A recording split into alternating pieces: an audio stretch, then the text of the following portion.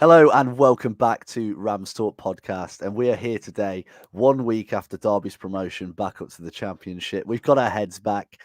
We can actually think again. Some of us are actually sober now, which is great. And we're really looking forward to dissecting, a really, really good season at Derby. You'll have to forgive me. My voice still isn't quite back. I don't know what's wrong with me. But we've got lots to talk about. And I'm sure these guys can do the talking for me. So joining me today to chat all about Derby's season. First off, I've got Callum Boocock. How are you, Cal? I'm all good, mate. All good. Week after what a week it's been, just to reminisce on a season. But yeah, looking forward to this. One of my favourite times of the season. Looking back, obviously it's been a successful one, so let's do it. Well, absolutely. And we did this last year and it went down really well. But we were talking about negative things, whereas now we've got loads of positive stuff to talk about. So it's going to be very exciting. We've also got Vic Singh. How are you, Vic?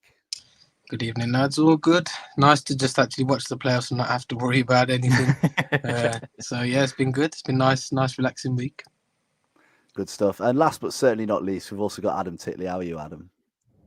I'm good. I think finally calmed down after last weekend and just enjoying the summer now. I think, what is hopefully will be the start of the summer if the weather picks up. But yeah, well, it's a sunny day today. Yeah, the first one, first of many. Yeah, let's hope so. Let's certainly hope so. And we've got loads and loads to go through today. But to give you a little bit of a brief of what we're going to do, we're going to be talking about the best moments, the worst moments, going through the squads, rating every squad player out of 10, which I think will bring some interesting debate, and feel free to give yours in the comments as well. And we're also going to give our awards out. I mean, people on social media would have seen who we gave our overall player of the season to after a vote that we did publicly, and we'll give our own personal ones out as well, and as well as talk about some other stuff too. So, I mean, the first thing we have to talk about is the best moment of the season. I've written in brackets here, bar Carlisle, because it's an obvious one, isn't it? Beating Carlisle 2-0 at home, everyone invading the pitch and having 1,000 pints in the evening. I think that's possibly the best day you could have. But Callum, I mean, apart from that, what's your big moment? Which game, which moment, which anything stood out to you as being big in this season? So for me, and although I couldn't be there, and a couple of you boys were, I have gone for Oxford away as my biggest one of the season. I thought that game had everything. 2-0 down, very, very poor first opening half of the game, and then to come back and win the game 3-2 in the way we did, and the impact of the bench and just the scenes in the away end, it just seemed to kick us on. If you think about all the moments throughout the season and the great away trips and all the away following that the club's had this season, I don't think anything can top Oxford, in my opinion. So that is my best moment of this season. Very, very good. We've got some in the comments already, so keep them coming and we'll get to them after we go to Vic Singh. What was your best moment, mate? Like Callum, I was going to say Oxford away, but I've got a couple more as well. I think Bolton at home. I think the result against Bolton was massive. I think we always say with Derby, can we turn up at the big stage? Normally in those sorts of games we tend to fold, and that day we got the 1-0 win, and then I think a lot of fans started believing that maybe we can go on to do this now. So Bolton at home was one, and a more personal one I thought of was winning silver at the FCAs. Obviously it's something we've talked about a long time, but it's still a big achievement for us. So as a podcast and a personal note, winning silver. You can't bring us up, Vic. Yeah, you can. Of course I can. No, I love it. Adam, what about you, pal? I think it's a good mention by Cal, Oxford away. I was about to say that, but top of my list, Cambridge away for me. I think. Oh, I know. I think that goal, that moment, I think the away end was bouncing. And just the goal as well, for me, it was the perfect scenario, rounding the goalkeeper and everybody sort of on tenterhooks for it to hit the back of the net. And as soon as it did, the jubilation, then when that final whistle went, you looked at the table and thought, we're pretty much done it now.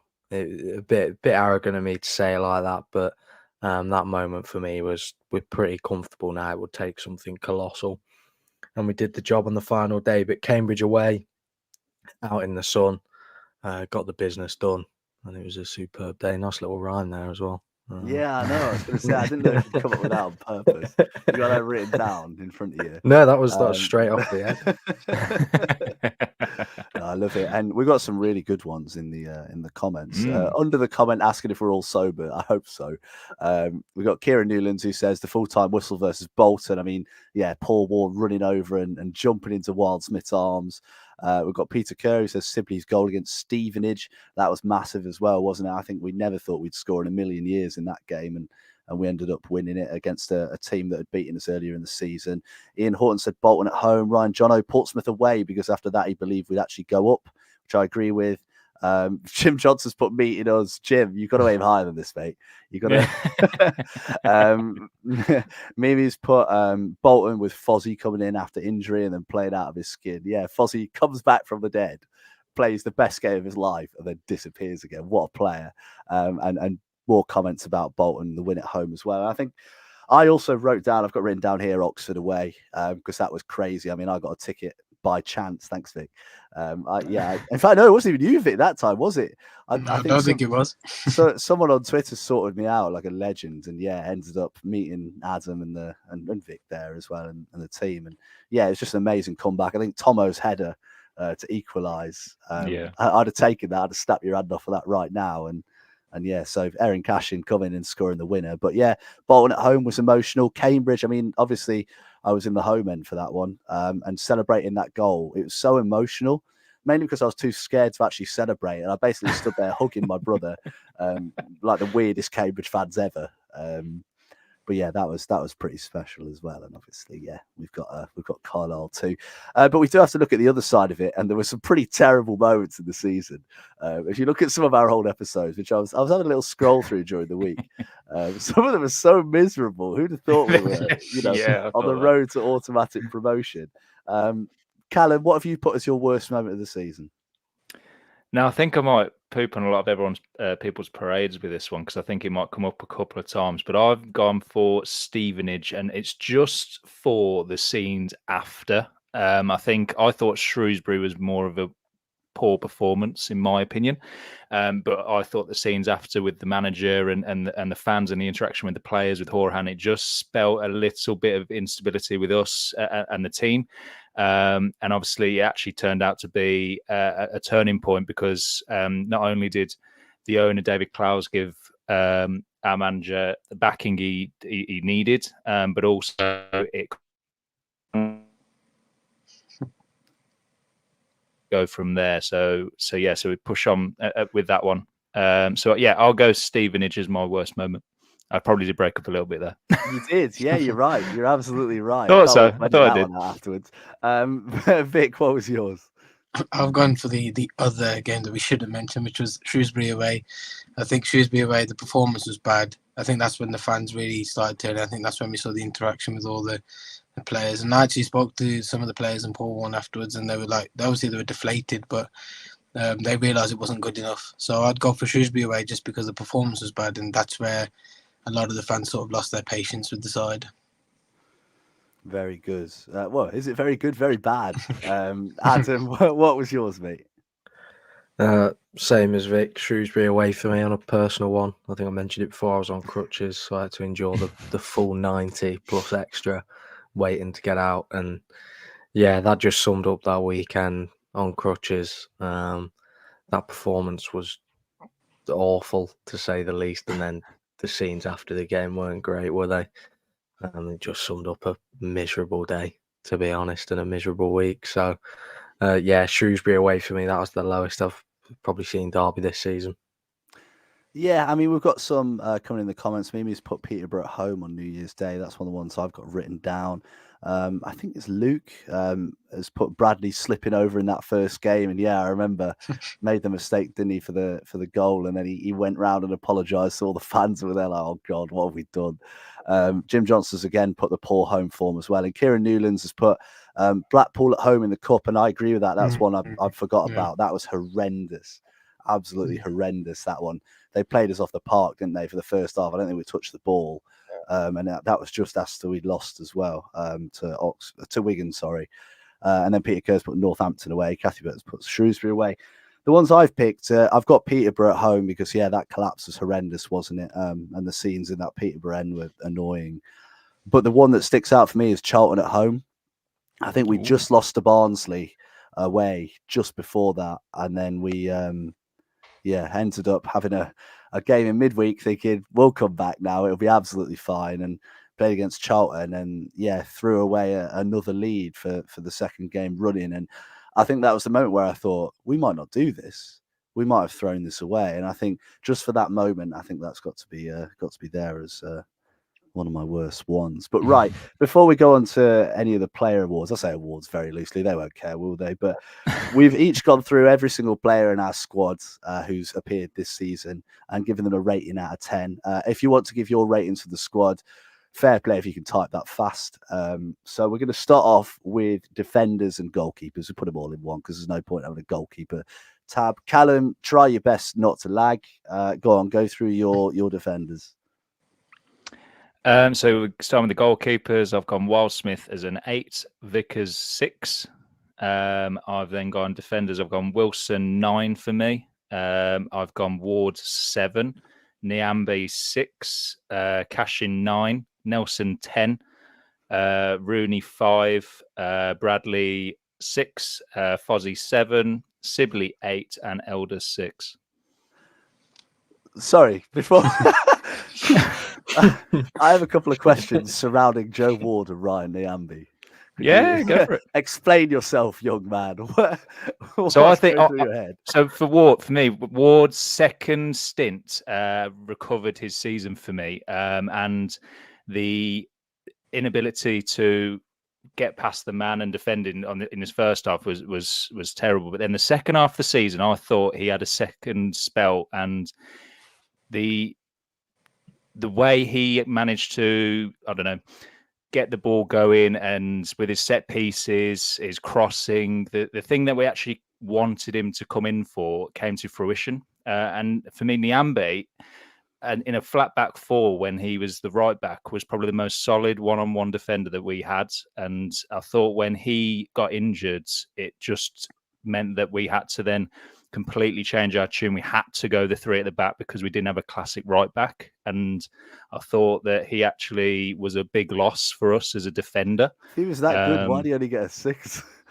No, I just think because of the injury and stuff like that. Obviously, you can only go off the period of time he was playing. So I can't give him obviously a game-changing above 7 rating. So so I'm gonna go. I'll just have to stick with that. Go on, I'll let you off. Vic, what are your ratings, mate? Mine are sort of similar. So I've gone Wildsmith, I've gone 8.5. He's had a really good season. Vickers 6. Wilson, I've gone 8. Ward 6.5. Nyambe I split into 2. So when Nyambe went for defending 8.5, for attacking 4. That's a cop out. Cashin 9, Nelson 9.5, Rooney 5 because of the unfortunate injury, Bradley 6.5, Foz 7, Sibley 7.5. I thought he'd done really well in the left wing back role, and Elder 5. Some interesting ones there. Adam, what are yours, mate? Definitely just haven't started changing mine. No, we'll go. So I've gone Wildsmith 8, but I'm stuck between a 7 and 8 because it's kicking towards the end of the season. Is that a 7.5 then? Yeah, 7.5. We'll go with Vickers a 6. Wilson, I've gone with a 7. Ward, I've gone with a 7. Nyambe, I've gone with 8. Cashin, I've gone with 9. Nelson, I've gone with 9/10. Jake Rooney, I've gone with an 8 out of 10. Legend. Bradley, I've gone a 6.5 out of 10. Forsyth, a 7 out of 10. Sibley, a 7 out of 10. And Elder, a 5 out of 10. You can quiz me on all these. I've got the explanations already. Jake, if you don't quiz him on these, I'm gonna put in a written petition. Go for it, Callum. Callum, your voice is better than mine, mate. Can you talk me through the Rooney 8, please? So, start of the season when Rooney got some game time, he was The one gotta game. be the one game maybe. Peterborough away. Peterborough away. Oh, He was sorry, yeah, brilliant. that's Thompson was brilliant in that game. Bolton away, he was having a decent game and then just got injured for however many months it was. Well, I thought he was playing pretty well at the start of the season. If I was judging him off the couple of games he played, he was one of the best players in that period where we weren't exactly in form. Definitely him and Thompson for sure. I think. Is there anything else I need to explain? The Bradley one. I think the listeners would love for me to explain that one. 6.5 out of 10. Because I'm stuck between a 6 and a 7 because his start of the season was awful, plain simple. His end of the season was, you'd probably say, pretty decent. He definitely chipped in like the big moments, the assist in the final game, the brace against Leyton Orient, obviously the goal against Barnes, which was probably at the start of his decent form, started to culminate from. So give him a 6.5. I think people may agree with me on that. I'm trying to look if there's any more which are completely crazy on there. And then, no? Do you reckon if Rooney, if he carried on, would have actually finished in that squad that played against Carlisle? Sonny Bradley would not have played for us again. Yeah, I think Rooney. Where was Rooney playing? Was it holding midfield or? No, he was on the right hand side of a 3. Yeah, but we did that weird thing, didn't we? That people did where right backs played inside or whatever, and Mendes Lange dropped it in. I think he would have probably been in that squad come the end of the season. But then if Thompson hadn't got injured, he probably would have been in that squad. Many if buts and maybes. Well, we've got Liam Thompson to come to. I guess I better do mine. So I'm very similar to the majority. So I put Wildsmith 8, Vickers 6. Thought he was quite steady when he came in. Wilson, I've given an 8. Joe Ward, I've given a 6. Nyambi, I've given a 7.5. Cashin 10. Nelson 10. Jake Rooney, I've given a 6 because he was very selfish and got himself injured. Bradley, I've given a 6.5. For Scythe, I've given a 7.5. I thought he was really good when he played. I think he was just unlucky with injury. Sibley, I've also given a 7.5, especially for a second half of the season. And Elder, I've given a 6.5. I was going to give him a 6, but because he grabbed me and shouted, "Come on the pitch," when we went up, we gained an extra 0.5 purely for that. Any questions? No. Nothing. It's great being right, isn't it? It's right. Let's move on to midfielders. There's significantly fewer of these. So Callum, go on, kick us off. What have you gone for? So I have gone for Smith 7, Horahan 6, Bird 7, Thompson 6, Adams 9, and Fauna 4. Fauna 4. That's harsh. That is harsh. I just thought he's had not really much of an impact at all. That's fair enough. Vic? Yeah, so I've gone Smith 7, Horahan 6, Bird I've gone for an 8, Tomo I've gone 7.5, Adams I was struggling between a 9 and a 10 just because of his impact, and Fauna I've gone for a 4 as well. Just didn't think he got into the side or really got settled really at Derby. So yeah, that's absolutely fair enough. And what about you, Adam? I've gone Corey Smith 6.5, Conor Horahan 6.5, Max Bird 8, Thompson 7.5, Adams 10 out of 10 for me, and then 4 5 out of 10 just in the middle. Yeah, Adams is a 10 out of 10 for me. Is that more than you gave Eric Cashin? Maybe so, but maybe because Adams came in, played less games and had such an impact, then maybe it's gone there. But yeah, that would be my explanation there. Yeah, that's. What did you give Horahan? I give Horahan a 6.5. 6.5. I'm not his biggest fan. I think some games he was there, some games he wasn't.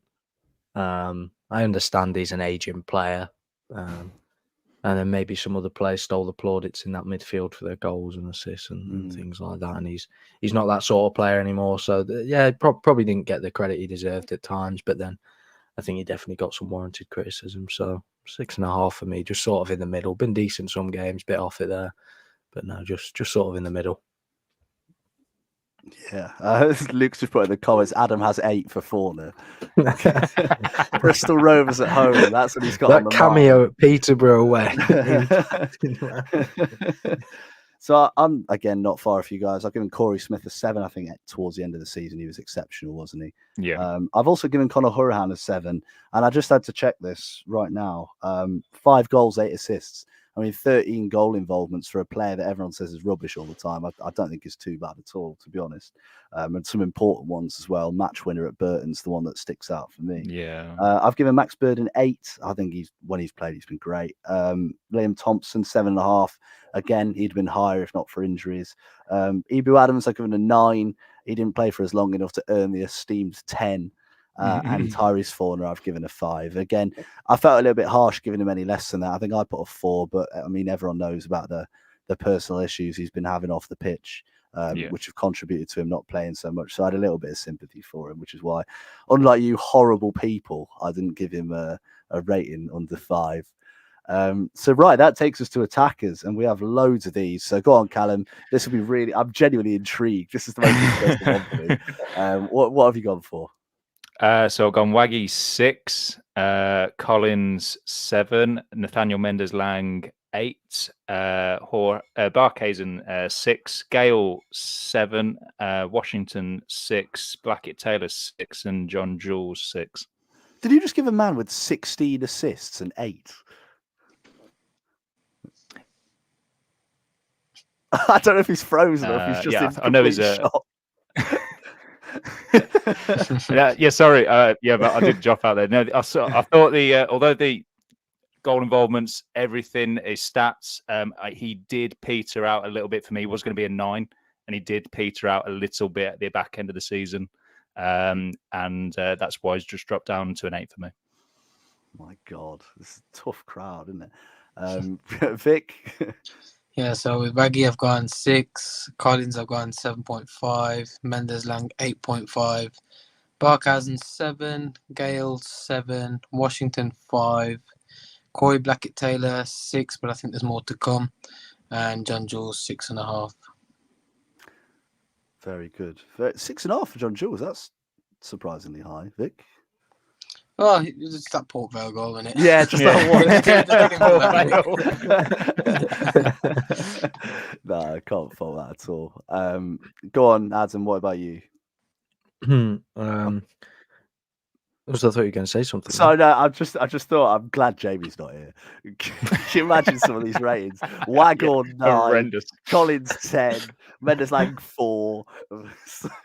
Sorry, go on, mate. Waghorn 6.5. He gets an extra 0.5 because of Peterborough away. Fair enough to him for that. He did well there. James Collins 7 out of 10. Mendes-Lang another 10 out of 10 for me. We'd be nowhere near the top 2 if it wasn't for him this season. I think the stats don't lie.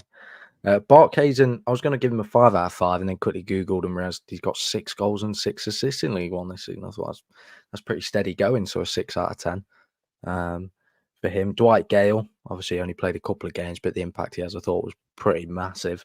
So an 8 out of 10 for me. Some people may think that's a bit high, but there we go. It's my opinion. Connor Washington, 6 out of 10. I just think injuries halted his sort of run of form that he could have put together. Blackett-Taylor, 6.5 out of 10. I knew he didn't feature for too many games, but I thought he had a decent impact at times. Portsmouth away, I thought he was pretty good, so probably extra earned him another half. And then John Jules, 5.5/6 out of 10, because I'm not sure how many games he played. I know he did well at Port Vale away when he came on, but I think it's been a bit of a disappointing loan spell from here, if I'm going to be honest. Yeah, I think that's the story of his career, isn't it, really, John Jules? He starts off, he makes a big impact, and then he gets injured. And Paul Warne said he's the best player in training, every training session. It's just he never is fit enough to replicate that on the pitch, which is disappointing.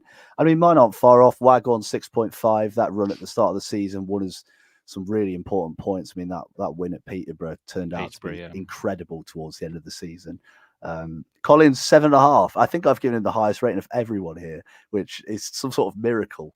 I think I said the same. But yeah, I mean, only 6 goals in open play, but he did score a lot of goals throughout the season, which it's. I won't let this go. Don't bring it up. Mendes-Lang 10 for me. I think, as Adam says, he's directly contributed to over 35% of our goals. He's got 9 goals, 16 assists in the league, which is incredible. He's turned up goal after goal. He's got more open play goals than any other player in the squad. And, he's played in about 15 different positions. He's played wing back. He's played on the wing. He's played up front. He's played behind the strikers. He's played everywhere. And he's always put in a good amount of effort, and he's always come up with the goods. I mean, so many games, Charlton away, when he got stamped on, he wasn't fit enough. He couldn't move. But Bird plays him through and he scores. He goes straight off. That's the sort of impact he has, is that he wins you games. And yeah, he's been unbelievable. Barkhuizen, I'll give it 7.5. As Adam said, 6 goals, 6 assists is a good return. And I think when he, just before his injury towards the end of the season, when he was playing behind the front two, I thought he was exceptional. Gale, again, a 7. Goal every 98 minutes for Dwight Gale in a Derby shirt, which, again, really big goals that ended up winning as big points. Washington, I've given a 6 to. Just couldn't get going, could he? Blackett Taylor, I've given a 5. I can remember 1.5 good games that he played. Portsmouth was one of them, and I can't remember what the other one was, but I think he's really disappointed me. I hope the Championship's more is sort of football with teams that are, more likely to come at him. I think that's when he comes alive, doesn't he? When teams attack us and then he can hit them on the break, and that's where he can use his pace. I think against teams that sit in, I just don't think that was his game at all, and he didn't look good for it. And then John Jules, I've given a 6. Port Vale away. That is it. But I mean, we've got a comment talking about Collins being a bit low for scoring a good amount of goals. Callum, I'm genuinely scared to even say my thoughts. Go on, talk us through your reasoning for putting Collins on a 7. I just think for Collins, he's a very frustrating player. He works so hard, and I don't fault his efforts at all. I think as a number 9, he's been sometimes what we need this season. He's probably been the only number 9 that we've realistically had on the books, and he's held the mantle for so many games this season. But I just get frustrated with the lack of end product in terms of the goal return for the amount of chances he misses.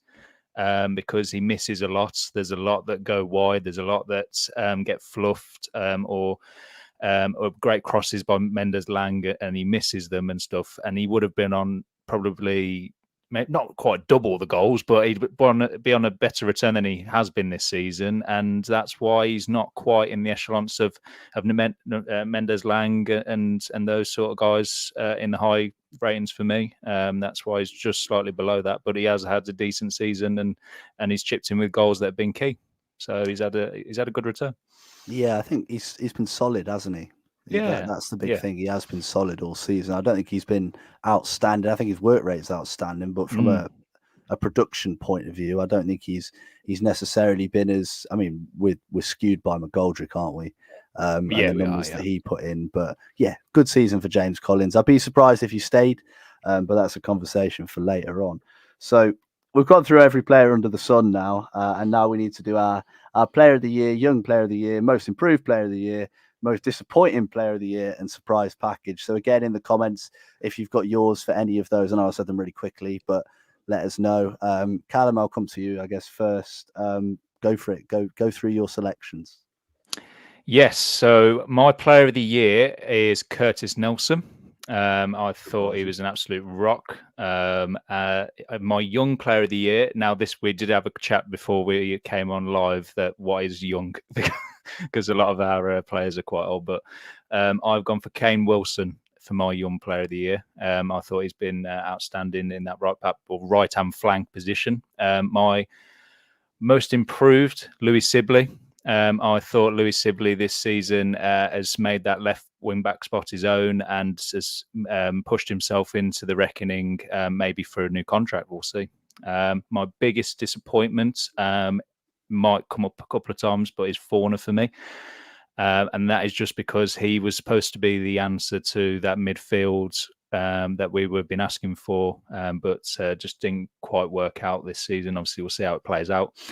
My biggest surprise package is Curtis Nelson again. And the only reason I've put this is because at the start of the season, everyone hyped up Sonny Bradley being the big rock at the back that we needed with Cashin. And Nelson was kind of the signing for me that we were like, yeah, he's all right. He's from Cardiff and he's a decent squad player and stuff. The season he's had been phenomenal. So he was my biggest surprise of the 23-24 season. I've just clocked. Did you give Kane Wilson a 9? I did. So you think Kane Wilson's better than Mendes-Lang? Mendes-Lang's gone up to 9 for me now after much deliberation. No backbone. He's got no backbone whatsoever. Go on, Vic. Go through your awards, mate. No, it's genuinely mad because I think for the second year in a row, I think me and Callum have got the same bloody answers. Let me see if I can mix it up a bit. So I've gone for player of the year. I did say Nelson, but I'll give Mendes-Lang a shout for that as well, just because of his goal contributions and everything. Without those, I don't think we'd be in the position we would have been in, finishing second. So I'll give it to Mendes-Lang for now. Young player, I also went for Kane Wilson, just because I thought it'd be too cliche to give it to Cashin. I know Cashin's had an outstanding season, but for me, Wilson was a bit of an unknown entity, and I thought the way he just dribbles with the ball is just seamless, so I'm giving it to him. Most improved, I went for Sibley, just because I thought at left wing back, again, unknown quantity, but he's really made it his own position. And I think if we look going forward, if Fozzie does leave, maybe there's a ready-made replacement with Sibley there. And disappointment, I went for Forner as well. I just thought that he didn't have the impact on the team that he maybe could have had, or the sort of reputation that came with him. We thought he might be a battling midfielder, but no, it just didn't live up to his name. So I've gone for Forner. Surprise package. Surprise package. Oh, surprise package, yeah. I wrote that down. I went for Ibu Adams, just because I think when we signed him, I don't think anybody knew what sort of player we'd got. We just thought it maybe be a stopgap. And we were thinking the worst, maybe it could be like a Harvey White sort of signing, but my God, what a player he turned out to be. So yeah, I've gone for Ibu Adams as a surprise package.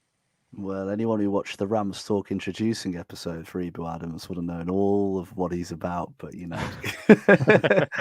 have been less of a surprise. But no, I agree. I think I don't think people expect him to make the impact he's made, because he really has done something special. Go on, Adam. What are yours, mate? My player of the season, very cliche, Mendes-Lang. I remember at the start of the season we spent many weeks deliberating over we needed to give him a rest. And then when he finally did get a rest, he kicked on and scored many goals and got many assists for me.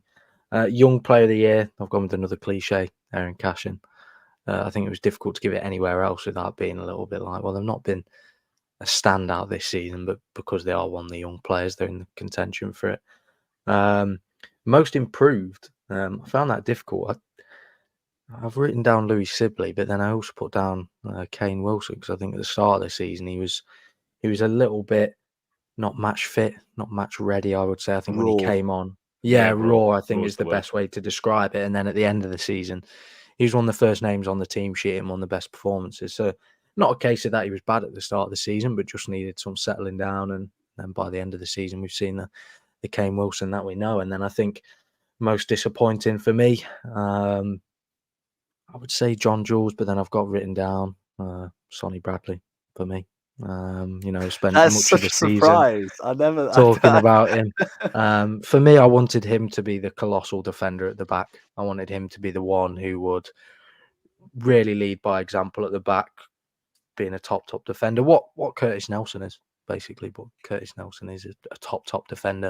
And unfortunately, Bradley, for me, he's had a very different season at the start of the season to at the end. He improved at the end, no doubt, but I still think he let us down at Northampton away, and that was very much the end of the season there as well late on. So for me, a disappointing signing, because he's really not lived up to the heights. Maybe we had too high expectations and we're misguided there. But for me, Sonny Bradley, I expected a lot more and just wasn't really delivered there. And then my surprise package, Max Bird. I think after that he got that move to Bristol City, I think he stepped it up a level. I'm going to be honest there. His goals and assists seemed to increase straight away, I think to Charlton away. That assist he provided there for Mendes-Lang, obviously the final game against Carlisle. But for me, I think he was sort of riding that midfield wave last season and the first half of this season. For me personally, we all knew how good he could be, but I think he'd sort of dropped to that top League One level. He wasn't showing that he could step it up to another level, I would say. So because I think we spent many weeks talking about whether he could fit in the same midfield as Conor Hourihane for many weeks. But then after that move, I think the level stepped up a lot more as he wanted to help us achieve promotion, and we saw how good he became. And I think his goals and assists, I think he stepped it up a level after January. So for me, that surprised me. And yeah, I think he fully deserves that move to Bristol City.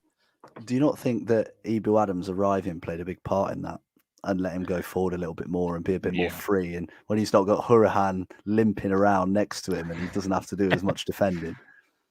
I think so. I would agree with you there as well, because I think back to the Championship years, he didn't always have that solid player behind him. But then you think he did have Shinnie behind him at one point, I and was we about to didn't say see that Shinnie, goal. yeah. He was not solid. Well, we didn't. Man we didn't Mountain, see. don't disrespect that name. He's about 3 I- feet tall. I don't think we've seen Max Bird step up into that sort of energetic sort of Max Bird that we've started to see ever since being Yeah. at Derby. You know, I think he's only popped up with a goal or assist here and there. But then I think he's, like you say, Adams arriving probably has contributed to it. But for me, it was still a surprise to see Max Bird hitting them from 30 yards out and then finding the corners. And I think it was it Exeter away? He did well there, I think. Yeah, it was. Yeah. It was. And that was another game where I thought he's taking initiative now, driving the ball forward. And it probably was Adams as well. But yeah, for me, Max Bird at the end of the season, he really stepped it up a level, and it's a different Max Bird we've seen now, more mature and more energetic and free-flowing Max Bird that deserves to be playing championship football, whether we went up or not this season. My favourite Max Bird memory of the season was he'd just gone to Bristol and with Jamie. You know, it's a good story when it starts like that. And it was before the game, and all Jamie did was slander him. He was like, "He doesn't care. I hate him. He's not going to stick around. He's not going to try." And then he set that goal up. Played Mendes Lang through and he scored. He ran over to Derby fans, didn't he? And celebrated in front of the Derby fans. And Jamie turns to me and was like, "I'm going to miss him." I was like, "Make your minds up, mate." So he gets it. And Luke Beck in the comments is fair play. He's typed every single one out. So he's put Player of the Year Mendes Lang, Young Player of the Year Cashin, Most Improved Sibley, Most Disappointing Bradley for his start, and surprise is Ibu Adams. Same reason as Vic said. What a signing he's been. And to be honest, mine aren't far off. Mine really aren't far off. I put Player of the Year Mendes Lang again. Cash and Nelson, unbelievable. But without Mendes Lang's match winning, we wouldn't be where we are. Defenses win your titles, goals win your games. But if you don't score the goals, you're not going to win the games to win the titles. So that's why I put him there. Young Player of the Year, Aaron Cashin, best young player by a mile. It's been unbelievable. Most improved player, Sibley. We saw him play left wing back a bit last season. I think last sort of 4 or 5 games of the season, he's been amazing. That confidence that he had a few years ago has come back into him. And he looks like the player he was. His touch is quicker. He moves the ball better. He's calm on the ball. When players are closing him down, he moves the ball side to side. I mean, how many times did he get past the Carlisle winger at the weekend? So, yeah, it's got to be Lewis Sibley for me. Most disappointing, Tyrese Forder. We thought he was going to be Ibu Adams. That's the way I saw it. Yeah. He was meant to come in, sit at the base of that midfield and let Bird and Hurahan do their stuff. And instead, he just didn't do that. He always looked a little bit leggy. He never looked quite right. And yeah, I mean, we had 2 games in a row, didn't we, where he gave the ball away for opposition goals, which ended up costing us points. And he never really got back in the team after that. So, yeah, I think Sonny Bradley's in with a shout as well after coming in and saying, I'm not going to play in League One for long, and then couldn't get in the team until March. I think, that says quite a lot as well. And then surprise package, I've gone with the majority. Kane Wilson for me. I think did not expect him. I knew he was going to be a good player. We'd all seen the clips, hadn't we, of him at Forest Green, but the way that he glides past people and the way that he creates things. But what surprised me the most is how much he's improved defensively. Because like Adam said, he's quite raw when he first came in, but he's turned that around and now he looks a solid option. There were times when Niambi would go off and I'd be a little bit worried thinking, oh no, what's going to happen now? And now I don't feel that way. I've got faith in Wilson to defend and faith in him to do that job. So yeah, he's been my surprise package. So that is all of our awards. That was a lot of awards. I mean, Adam's exhausted. Look at him. Look at his face. He's shattered, well mate. past it. But I mean, one thing we have to talk about, we've got a lot of players out of contract. I mean, if I go through, Wildsmith's out of contract. Who else have you got? You've got Forsyth's out of contract. Sibley's out of contract. You got Corey Smith. You got Conor Hurahan. Obviously, Bird's already gone. You got Liam Thompson. Adams has gone back to Cardiff. Waghorn's out of contract. Collins is out of contract. Barkes is out of contract. Gale's out of contract. And John Jules is heading back to Arsenal after his loan. I mean, of those players, Callum, I'm going to go to all of you. So Callum's got the short straw of answering first. Which of those players are you thinking of keeping around, and which of those players are you thinking maybe it's time they move on and we bring some new blood in? Well, you mentioned a lot of names there, so I was trying to star them as I was going, but yeah, I lost it. But I'll go with just looking at it. The one player I do think deserves two. I'll go with two. I will go Sibley and Thompson to keep here, and I just think definitely for squad because I think Sibley has definitely warranted it for that left wing back position. Whether you go and get a proper one, a true one, to obviously give a proper competition, one. yeah, to go and give not a conventional one, which but if you go to give it obviously a bit of competition with him and Elder, then you might do. But I think he deserves at least a shout for a contract, and I thought Thompson definitely deserves one to be at least be in and around that midfield three. I can't see any of the others, in my opinion, sticking around in the Championship, in my honest opinion. Obviously, Wildsmith, I think that's kind of been said in terms of, does he deserve a contract? He probably would, but will he stick around? In my opinion, probably Golden not. Glove. Does he deserve a contract? Nah. Exactly. No, but I think it's more with him and Warren. Yeah, I think it's just not something that's going to continue. Obviously, it's going to be a shame because I think he's actually been really, really good in the sticks. And overall, obviously, his kicking's been here and there and stuff like that. But at the end of the day, everyone has faults. But he'll be the only one for me that I will be really sad to see go, because I think he's been really, really good through the League One years that we've obviously gone through. And as I say, I just don't see any of the others picking up a contract. You might see a Barkhazen, but other than that, I can't see any others getting another deal. I think we'll see a big overhaul this summer. I think you're probably right. Vic? Looking at the list, I think it's probably imperative that we try and keep as many as that defence as possible, in terms of maybe offering Wildsmith a new deal, Sibley as well. Tomo, definitely, I think he's really come on this season and he's sort of made that midfield his own. It's nice to have all those midfield options. I think when we look back to the midfield, I think Horahan will probably go. So I don't expect him to renew his contract. I think he's got his eye on coaching, so I expect him to go. I expect Fozzie to probably go as well. I think if there's any time to leave Derby, it's probably now, just because of the time he spent here. It's nice to sign off on a promotion. So if Foz was to go, Sibley needs to be offered a contract. Other than that, I can't really see any more. I think I'd like to keep maybe Gale in another year. I think in the Championship, his experience could be really key. And obviously, of course, if we can, by all means, make Ibu Adams at number one target. Sign the contract, big boy. Sign that contract. But yeah, other than that, I think, like, I agree with Cam. I think there'll be a big overhaul this summer.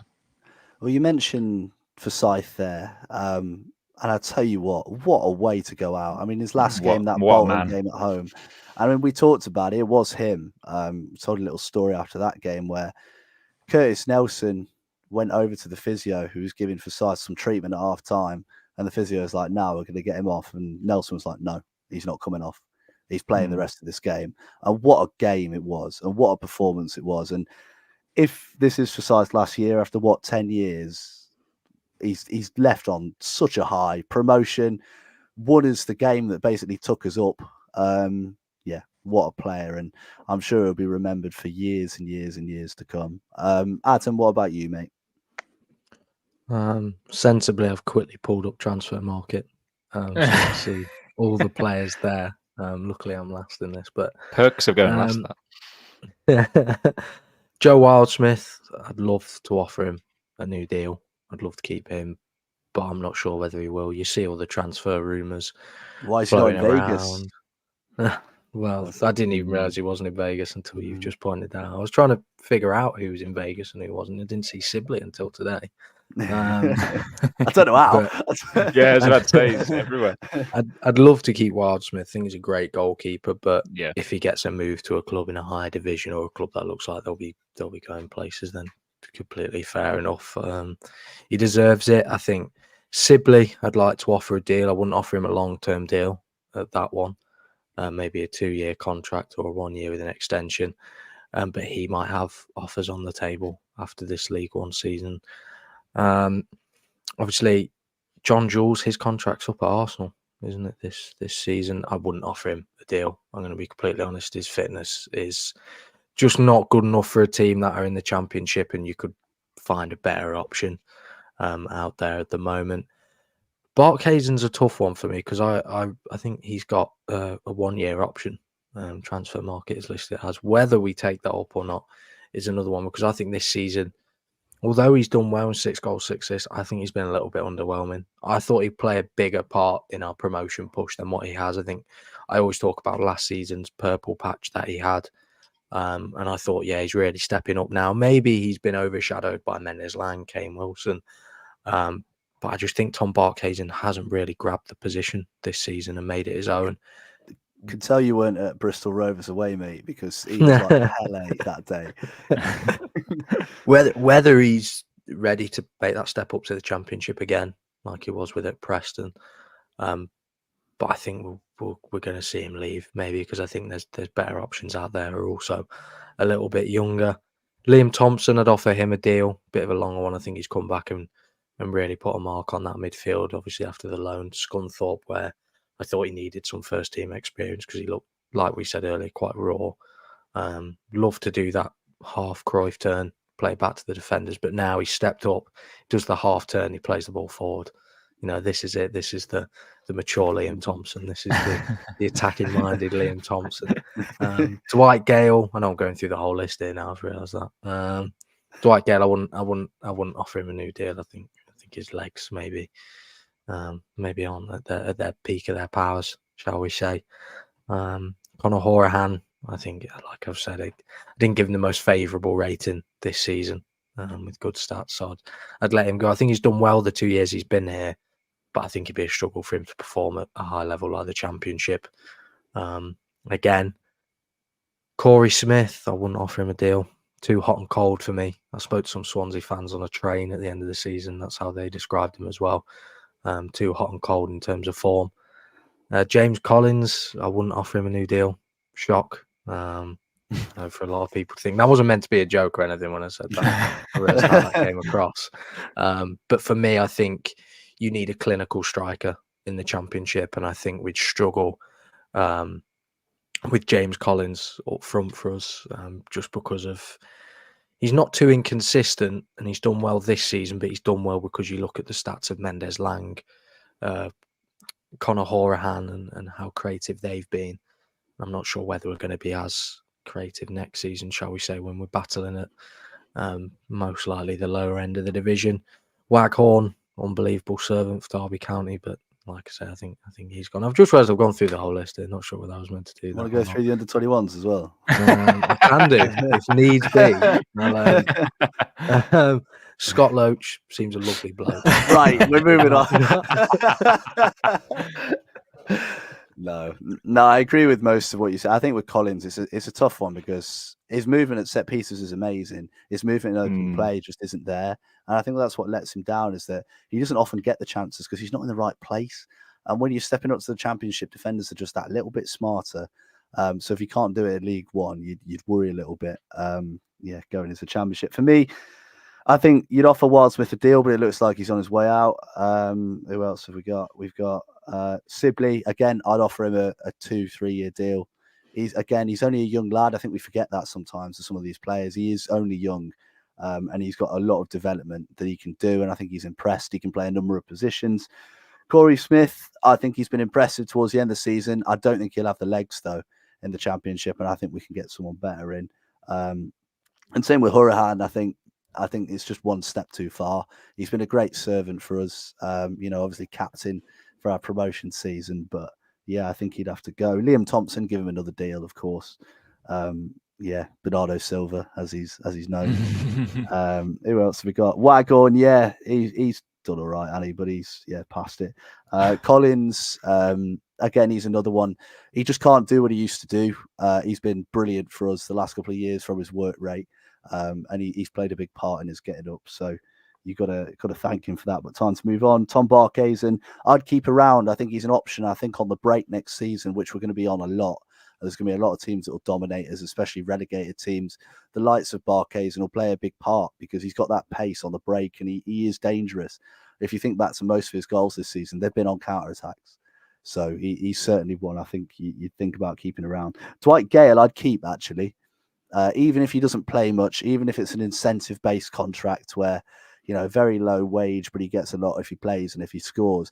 I think he's an option off the bench. I think you've got some players that just have that little bit of movement, that little bit of intelligence. Gale's the man for me.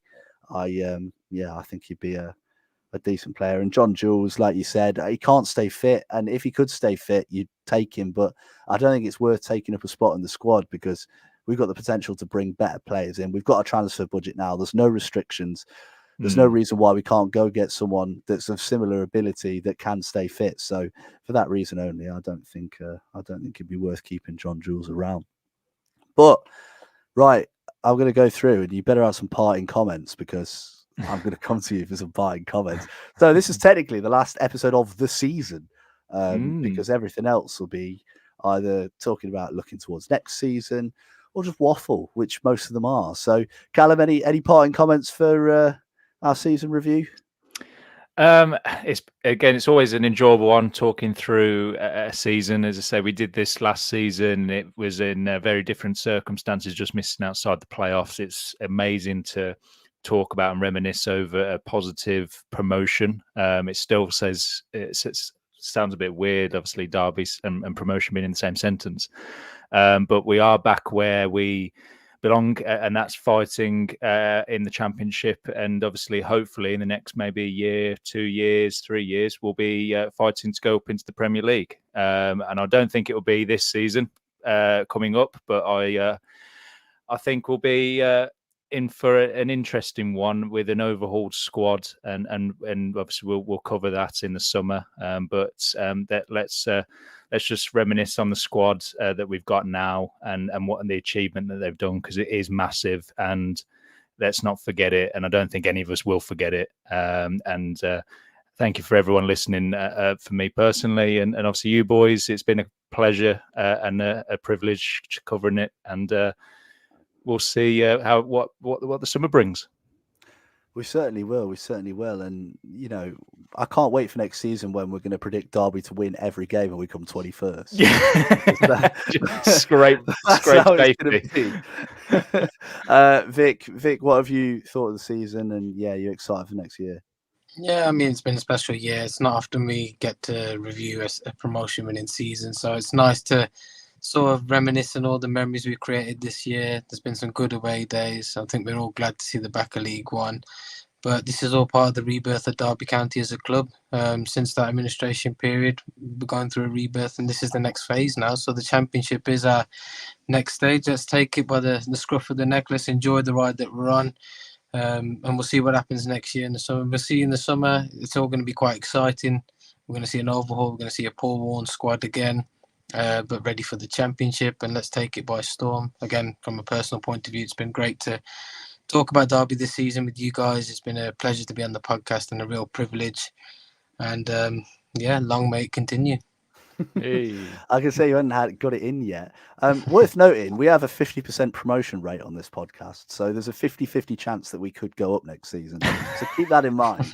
Keep that in mind. That is an astonishing stat. And Adam, try and keep it within 10 minutes. What are your final thoughts, mate? I'll have to cut quite a lot down then. No, it's been a fantastic season. Being on the podcast with you guys and obviously covering Derby and seeing us get promoted. I mean, my first promotion, hopefully not the last promotion I see. I was going to say that then. I thought that's taking a turn there.